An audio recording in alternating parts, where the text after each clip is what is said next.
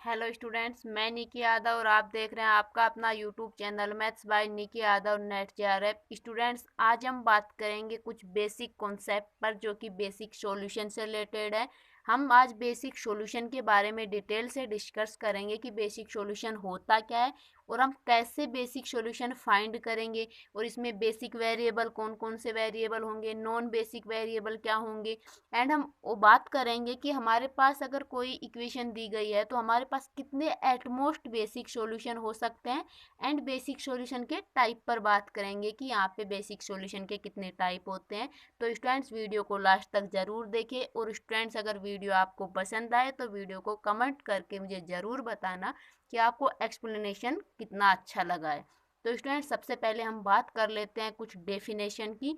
Then हम एक example लेंगे और इस एग्जाम्पल से रिलेटेड हम यहाँ पर जितने भी कॉन्सेप्ट पढ़ेंगे उन सभी को उस एग्जाम्पल से समझने की कोशिश करेंगे। तो हम बात करते हैं, सबसे पहले डेफिनेशन है बेसिक सॉल्यूशन की।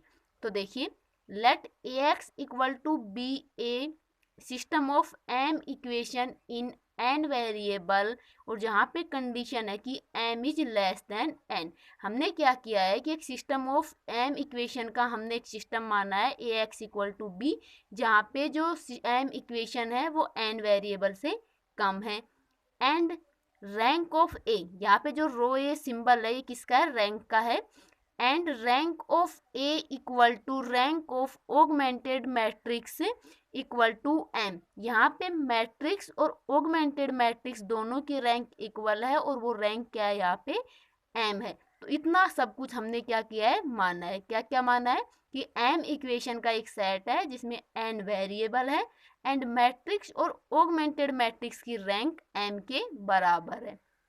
Then a solution obtained by setting any n minus m variables to 0 is called basic solution।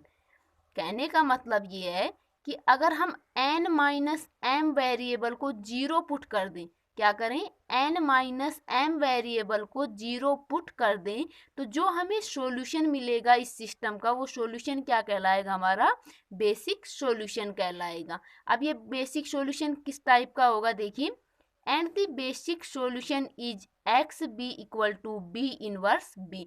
तो जो बेसिक सॉल्यूशन होगा हमारा वो एक्स बी टाइप का होगा, और एक्स बी हम कैसे निकालेंगे, बी इनवर्स बी के थ्रू।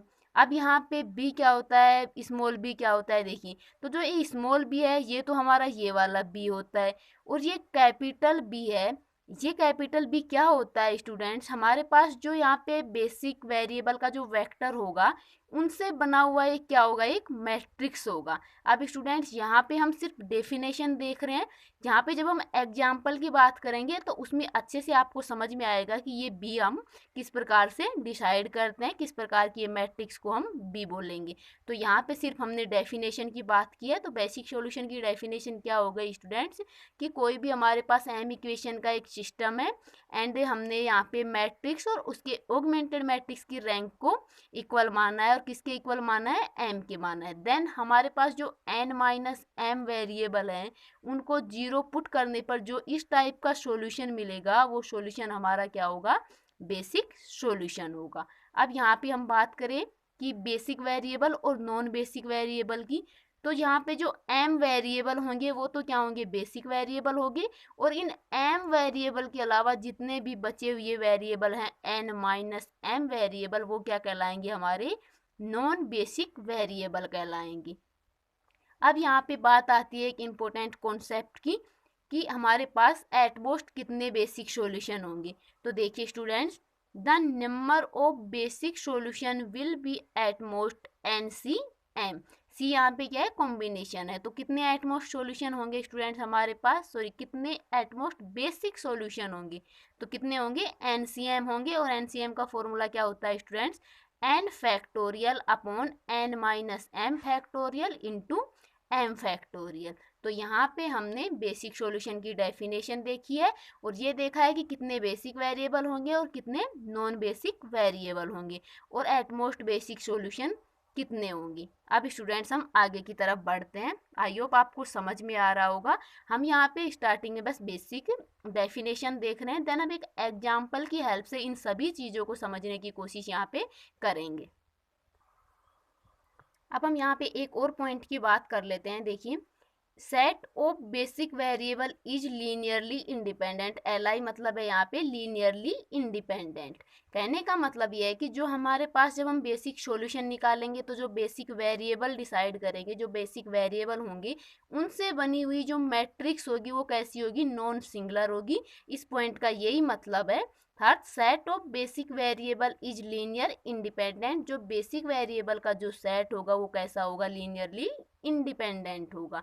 अब स्टूडेंट्स हम बात कर लेते हैं यहाँ पे बेसिक सॉल्यूशन के टाइप की। तो देखिए यहाँ पे हम दो टाइप पढ़ते हैं बेसिक सॉल्यूशन के। एक हमारा होता है नॉन डीजनरेट बेसिक सॉल्यूशन और दूसरा हमारा होता है डीजनरेट बेसिक सॉल्यूशन। अब हम एक एक करके देखते हैं कि कब तो नॉन डीजनरेट होगा और कब डीजनरेट होगा। तो देखिए सबसे पहले हम बात करते हैं students non degenerate basic solution की। तो देखिए, A basic solution is called non-degenerate if none of the basic variable vanishes। अब इसका मतलब क्या है, देखिए कोई भी बेसिक सॉल्यूशन है वो हमारा नॉन डीजनरेट कब कहलाएगा, हमारे पास जितने भी बेसिक वेरिएबल है ना स्टूडेंट्स, कितने, जितने भी बेसिक वेरिएबल हैं, अगर उन बेसिक वेरिएबल में से कोई भी वेरिएबल क्या नहीं हो, जीरो नहीं हो। वेनिसेज का मतलब है कि वो जीरो नहीं हो। जितने भी बेसिक वेरिएबल हैं अगर वो सभी कैसे हो, नॉन जीरो हो, अर्थात कहने का मतलब है कि अगर कोई भी बेसिक वेरिएबल जीरो नहीं है तो वो हमारा बेसिक सॉल्यूशन होगा नॉन डीजनरेट वाला। अब डीजनरेट क्या होगा, जस्ट इसके अपोजिट।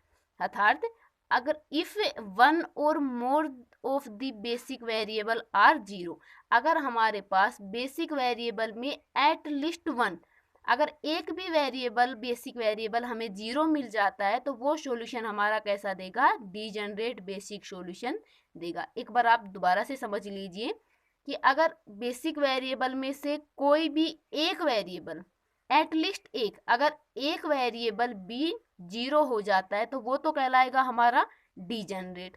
अगर सभी के सभी बेसिक वेरिएबल नॉन जीरो हैं, अर्थात एक भी जीरो नहीं है, तो वो बेसिक सॉल्यूशन हमारा कहलाएगा नॉन डीजनरेट बेसिक सॉल्यूशन। अब स्टूडेंट्स यहाँ पे हम एक एग्जाम्पल लेते हैं और इस एग्जाम्पल की हेल्प से हम इन सभी चीज़ों को जो कि अभी हमने डेफिनेशन के फॉर्म में देखी है, इन सभी चीज़ों को उस एग्जाम्पल की हेल्प से समझते हैं और उस एग्जाम्पल में हम देखेंगे कि हम बेसिक सॉल्यूशन किस प्रकार से निकालेंगे, ये चीज़ भी हम समझते हैं। तो चलिए अब हम बात करते हैं एक एग्जाम्पल की। तो स्टूडेंट्स हमने ये एग्जाम्पल लिया है और हम यहाँ पे इसके बेसिक सॉल्यूशन को फाइंड करेंगे एंड हमने जो भी अभी डेफिनेशन के रूप में छोटी छोटी चीज़ें देखी हैं उन सभी को हम इस एग्जाम्पल में देखेंगे। तो देखिए स्टूडेंट्स यहाँ पे हमारे पास इक्वेशन कितनी है, एक तो हमारे पास ये इक्वेशन है एंड ये इक्वेशन है। तो हमारे पास यहाँ पे कितनी इक्वेशन है स्टूडेंट्स, यहाँ पे हमारे पास हैं दो इक्वेशन। एंड स्टूडेंट देखिए वेरिएबल कितने हैं, x1 x2 x3 और यहाँ पे वेरिएबल कितने हैं स्टूडेंट, तीन वेरिएबल हैं। कितने वेरिएबल हैं, तीन वेरिएबल है एंड दो इक्वेशन है। तो सबसे पहले तो स्टूडेंट्स हम बात कर ले यहाँ पे कि यहाँ पे बोला है कि फाइंड ऑल बेसिक सॉल्यूशन। तो यहाँ पे हमारे पास कितने बेसिक सॉल्यूशन होंगे, अभी स्टूडेंट्स हमने पढ़ा था कि एटमोस्ट कितने बेसिक सॉल्यूशन होते हैं, NCM, और n यहाँ पे क्या था, वेरिएबल, और m क्या थी, इक्वेशन। तो देखिए यहाँ पे वेरिएबल कितने हैं, तीन, तो तीन, CM क्या है, इक्वेशन है, तो इक्वेशन कितनी हमारे पास, दो हैं, और 3C2 कितने होंगे यहाँ पे हमारे पास, एटमोस्ट बेसिक सॉल्यूशन होंगे। और 3C2 की वैल्यू हम किस प्रकार से निकालते हैं स्टूडेंट्स, यहाँ पे 3 फैक्टोरियल, 3 माइनस 2 1 फैक्टोरियल, और इसके इंटू में आता है 2 फैक्टोरियल। ये तो बेसिक चीज़ें हैं, मैं मान के चल रही हूँ कि आपको आती हैं। 3 फैक्टोरियल की वैल्यू कितनी होती है, 6 होती है, 2 फैक्टोरियल के 2।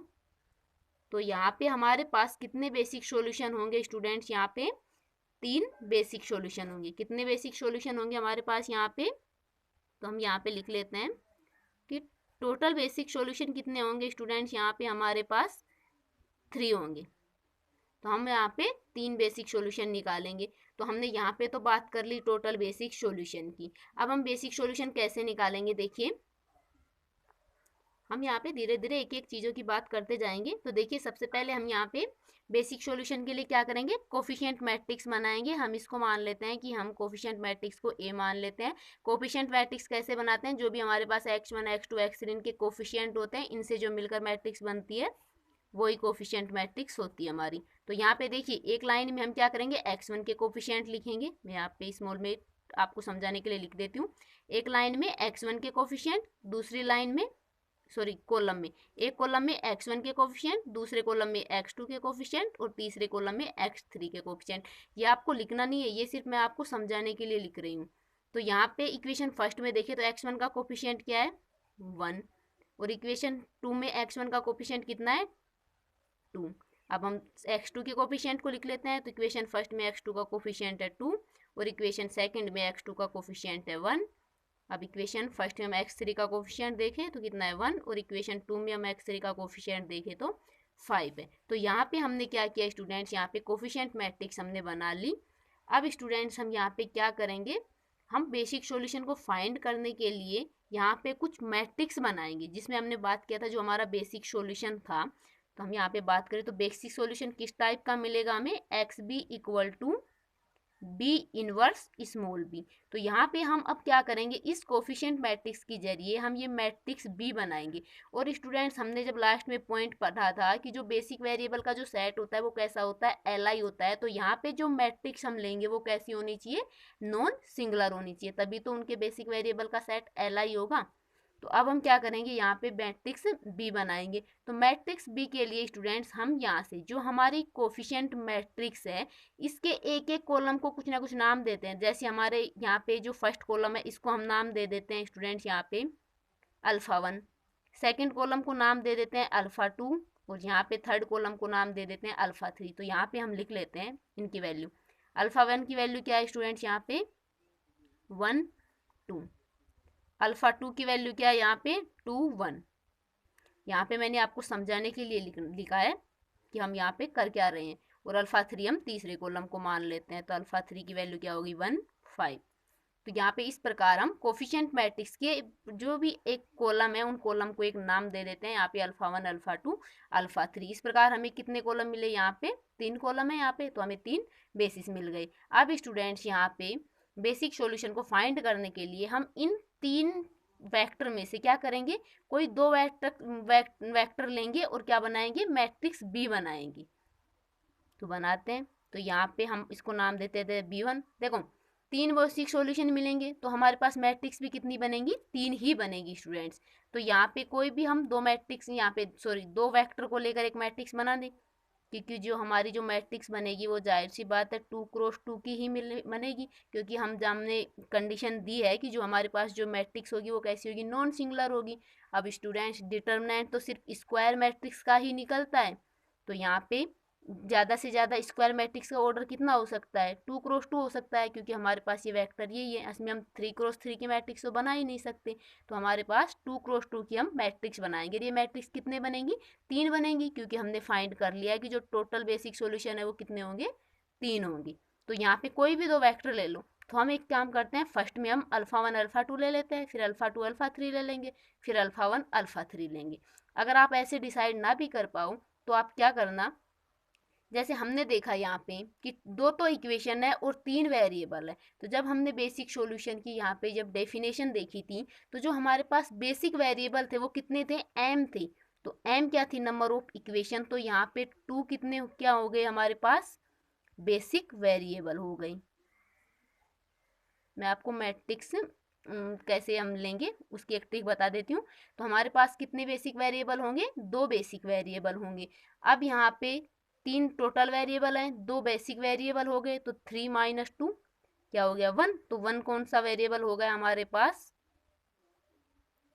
Non basic variable. तो नॉन बेसिक वेरिएबल कितने हो गए स्टूडेंट्स, यहाँ पे 1। तो 2 तो बेसिक वेरिएबल हो गए और नॉन बेसिक वेरिएबल कितने हो गए, 1 हो गए। अब स्टूडेंट्स यहाँ पे हमें नहीं पता कि नॉन बेसिक वेरिएबल कौन सा होगा, तो हम क्या करेंगे, एक बार हम x1 को नॉन बेसिक लेंगे, एक बार हम x2 को लेंगे और एक बार हम x3 को लेंगे। इस प्रकार हमें 3 बेसिक सॉल्यूशन मिलेंगे। तो सबसे पहले हम फर्स्ट बेसिक सॉल्यूशन निकालने के लिए क्या करते हैं, हम x1 को बेसिक वो मान लेते हैं नॉन बेसिक वेरिएबल। हमने क्या किया स्टूडेंट्स, यहाँ पे सबसे पहले x1 को नॉन बेसिक वेरिएबल मान लिया। अब x1 के करस्पॉन्डिंग हमें एक सॉल्यूशन मिल जाएगा, फिर हम x2 को मान लेंगे, इसी प्रकार हम x3 को मान लेंगे कि हमें पता है कि नॉन बेसिक वेरिएबल कितने हैं, एक है। तो हमने मान लिया कि x1 क्या है, नॉन बेसिक वेरिएबल है। तो जो हमारा बेसिक सॉल्यूशन देगा वो कौन सा वेक्टर देगा, एक तो ये अल्फा 2 अल्फा 3 अर्थात x2 और x3। तो हम इन दोनों से एक मैट्रिक्स बना लेते हैं। तो यहाँ पे हम मैट्रिक्स बनाते हैं 2 1 और एक यहाँ पे 1 5। अब स्टूडेंट्स यहाँ पे हम चेक करना चाहें तो इसका डिटर्मिनेंट चेक भी कर सकते हैं। देखो यहाँ पे चेक करें, इसका डिटर्मिनेंट कितना होगा, 5 दूनी 10 -1 9। कैसा है, नॉन सिंगुलर है। और हमारी जो कंडीशन थी कि जो बेसिक वेरिएबल का सेट कैसा होता है, लीनियरली इंडिपेंडेंट होता है, वो यहाँ पे सेटिस्फाई हो रही है। तो यहाँ पे हमने क्या किया, x1 को कैसा मान लिया, बेसिक वेरिएबल मान लिया। तो हमें एक तो b1 मिल गया। अब हमारा जो बेसिक सॉल्यूशन है वो किस टाइप का होता है स्टूडेंट्स, अभी हमने देखा था x, हम यहाँ पे फर्स्ट को नाम देते हैं, यहाँ पे b1 है तो हम यहाँ पे नाम दे देते हैं b1। कैसा बनेगा ये, b1 इनवर्स और b इस टाइप का होगा। तो यहाँ पे हम बेसिक सॉल्यूशन निकालते हैं। तो देखिए यहाँ पे वैल्यू रख देते हैं b1 मैट्रिक्स है तो इसका इन्वर्स निकालेंगे। अब स्टूडेंट्स इसका इन्वर्स हम कैसे निकालेंगे, मैं आपको शॉर्ट में बता देती हूँ। 2x2 मैट्रिक्स का इन्वर्स किस प्रकार से निकालते हैं। तो देखिए हम यहाँ पे बात करते हैं b1 इन्वर्स की। शॉर्ट ट्रिक देख लीजिए। यहाँ पे क्या करते हैं हम, जो ये वाले एलिमेंट होते हैं इनको क्या करते हैं, आपस में चेंज कर देते हैं। जैसे यहाँ पे क्या आ जाए, यहाँ पे 2 है और 5 है, जो डायगोनल एलिमेंट है इनको क्या कर देते हैं, आपस में चेंज कर देते हैं। तो इन डायगोनल एलिमेंट को तो आपस में चेंज कर देते हैं। तो यहाँ पे क्या है, 2 है तो 2 की जगह तो 5 आ जाएगा और 5 की जगह 2 आ जाएगा। तो यहाँ तो 5 आ जाएगा और यहाँ पे 2 आ जाएगा। और जो स्टूडेंट्स ये एलिमेंट होते हैं इनको क्या कर देते हैं, हम माइनस से मल्टीप्लाई कर देते थे। यहाँ पे हो गया -1 और यहाँ पे हो गया -1। और स्टूडेंट्स इसको हम किससे डिवाइड कर देते हैं, इस b1 मैट्रिक्स के डिटर्मिनेंट से। तो यहाँ पे डिटर्मिनेंट निकाला था हमने, 5 दूनी 10 -1 9। तो हमारा डिटर्मिनेंट क्या आया था, 9। तो ये तो हमारा क्या हो गया, यहाँ पे b1 इनवर्स निकल गया। हमने कैसे शॉर्ट ट्रिक निकाली कि जो डायगोनल एलिमेंट है इनको क्या कर देते हैं, आपस में चेंज कर देते हैं। और जो ये वाले एलिमेंट होते हैं इनको माइनस से मल्टीप्लाई करके इस मैट्रिक्स को हम इसके डिटर्मिनेंट से डिवाइड कर देते हैं। तो हमें इसका 2x2 मैट्रिक्स का इन्वर्स मिल जाता है। तो ये वैल्यू हम यहाँ पे रख देते हैं, 1/9 5 -1 -1 2। अब स्टूडेंट्स बात करते हैं बी की। तो हम क्वेश्चन में देख लेते हैं हमारा बी मैट्रिक्स कौन सा है, ये जो कोफिशिएंट बनाता है 4,5। हम यहाँ पे लिखना चाहें तो लिख सकते हैं कि बी हमारा क्या है, 4,5 है। तो ये वैल्यू हम बी की इसमें रख देते हैं। तो बी क्या है, 4 5। अब हमें कुछ नहीं करना, इन मैट्रिक्स को आपस में मल्टीप्लाई करना है, देन उसको 9 से डिवाइड करना है। तो हमें हमारा आंसर मिल जाएगा, क्या मिल जाएगा हमें, x b1 मिल जाएगा। तो हमारा जो एक बेसिक सॉल्यूशन मिल जाएगा। इसी प्रकार हम दूसरा और तीसरा बेसिक सॉल्यूशन भी निकाल लेंगे। तो यहाँ पे हम इनको मल्टीप्लाई कर देते हैं। तो मैट्रिक्स का मल्टीप्लाई करते हैं, ये वाली रो किससे मल्टीप्लाई, किससे, तो 5 चौके 20 20 -5 20 -5 कितना होगा यहाँ पे 15। अब इस वाली रो को ऐसे मल्टीप्लाई करते हैं तो -4 और +10, तो ये कितना होगा यहाँ पे 6 हो गया। अब इसको हम 9 से डिवाइड कर देते हैं। तो ये हो जाएगा हमारा 15/9 और ये हो जाएगा 6/9। इसको थोड़ा सोल्व करें तो यहाँ पे देखो 3 से कट हो रहा है, 3 5 15 होता है, 3 3 9। और यहाँ पे ये भी 3 से कट हो रहा है, 3 दूनी 6 और 3 3 9। तो यहाँ पे हमारे पास हमारा एक बेसिक सॉल्यूशन स्टूडेंट्स हमारे पास बन जाता है।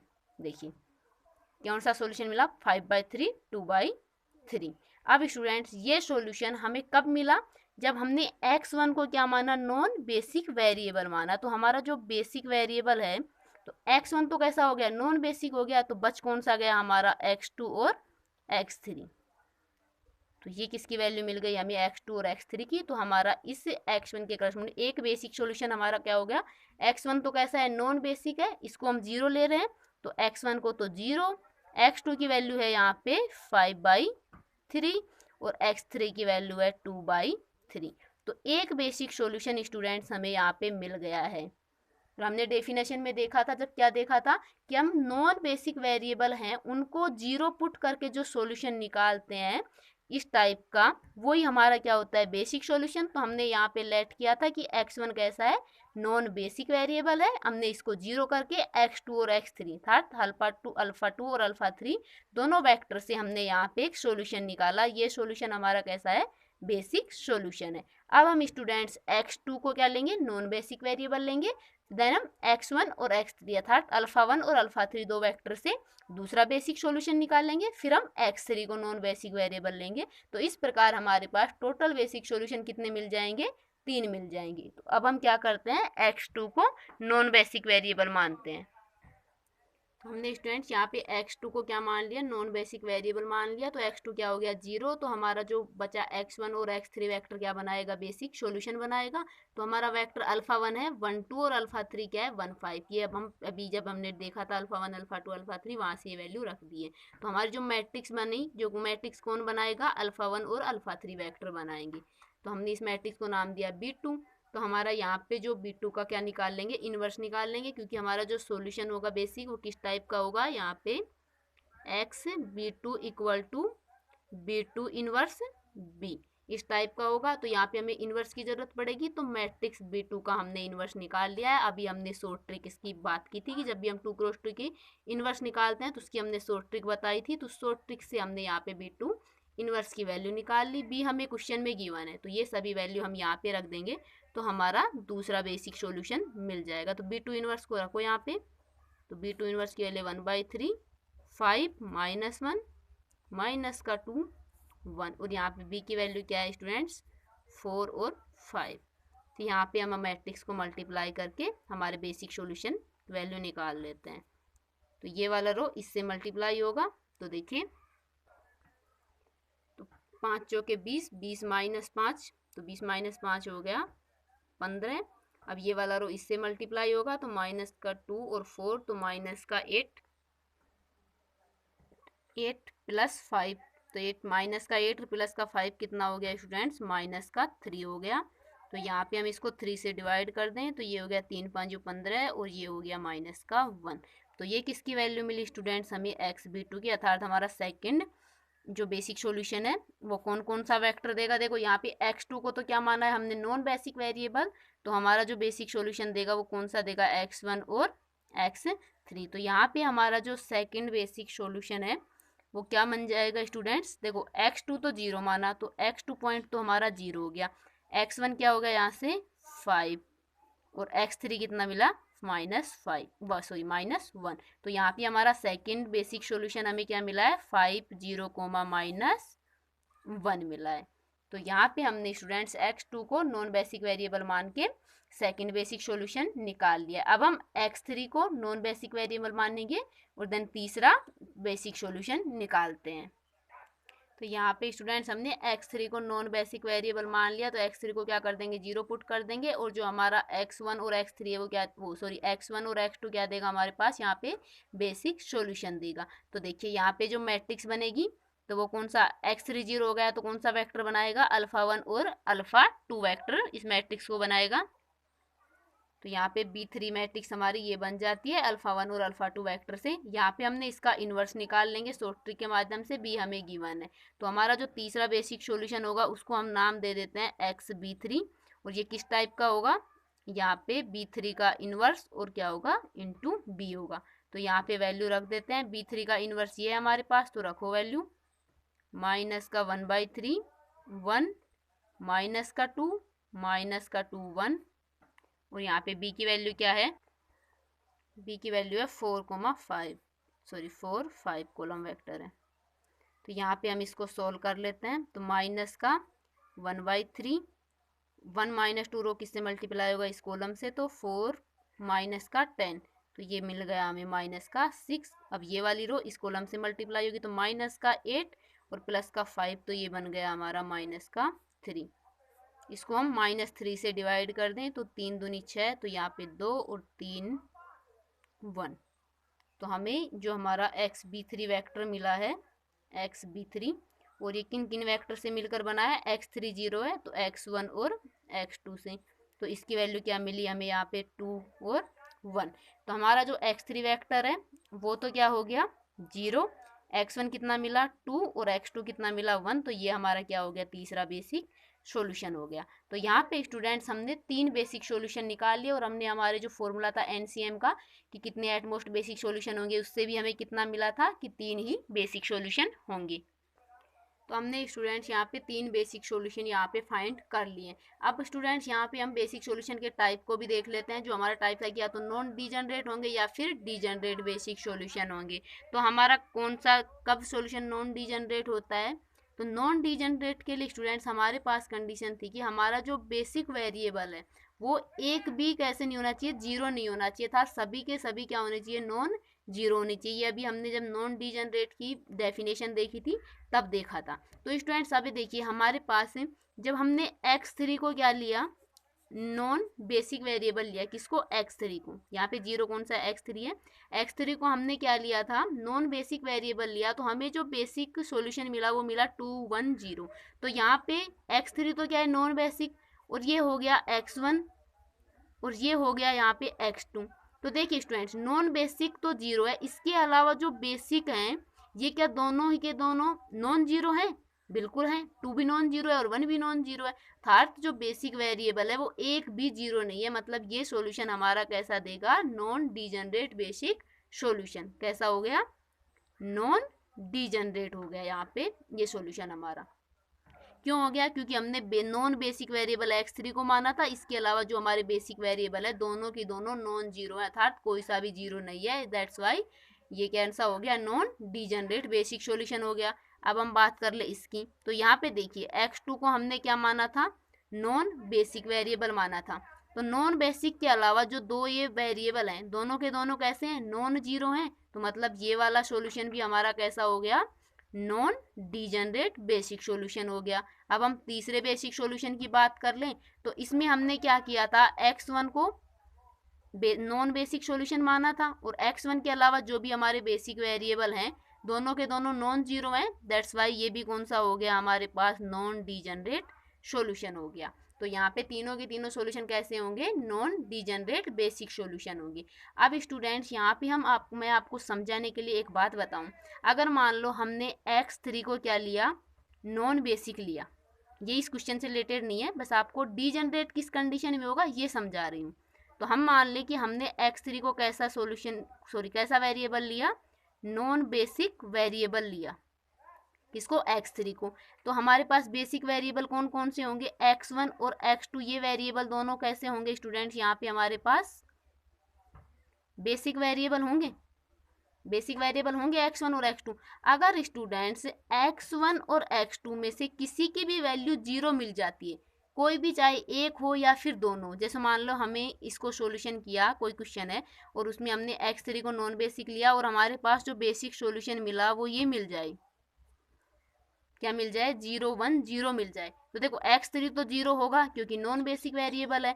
अब x3 के अलावा जो x1 और x2 हमारे बेसिक सॉल्यूशन है, बेसिक वेरिएबल हैं, इन बेसिक वेरिएबल में से एक वेरिएबल कैसा है, जीरो है। तो ये इस कंडीशन में ये सॉल्यूशन हमारा कैसा हो जाएगा, डीजनरेट सॉल्यूशन हो जाएगा स्टूडेंट्स। यहाँ पे जो बेसिक सॉल्यूशन होगा, क्या समझे, जो हम नॉन बेसिक वेरिएबल लिए उसके अलावा अगर कोई वेरिएबल जीरो मिलता है, कोई भी एक, एट लिस्ट एक, ज़्यादा तो कितने भी हो सकते हैं बट कम से कम एक वेरिएबल ऐसा मिल जाए जो जीरो हो, तो उस केस में वो बेसिक सॉल्यूशन हमारा कैसा हो जाएगा स्टूडेंट्स, डीजनरेट हो जाएगा, डीजनरेट बेसिक सॉल्यूशन हो जाएगा। तो आई होप स्टूडेंट्स आपको इस एग्जाम्पल के जरिए आपके जितने भी ये डाउट हैं बेसिक सॉल्यूशन से रिलेटेड सारे क्लियर हुए होंगे और आप कैसे आप बेसिक सॉल्यूशन निकालोगे ये अभी आपको बहुत अच्छे से समझ में आएगा। तो स्टूडेंट्स मुझे कमेंट करके ज़रूर बताएं कि आपको एक्सप्लेनेशन कैसा लगा, एंड ऐसी और भी वीडियो देखने के लिए मेरे चैनल को सब्सक्राइब जरूर कर लेना एंड बेल आइकन को ज़रूर प्रेस कर लेना ताकि आपको आने वाले सभी वीडियोज़ के नोटिफिकेशन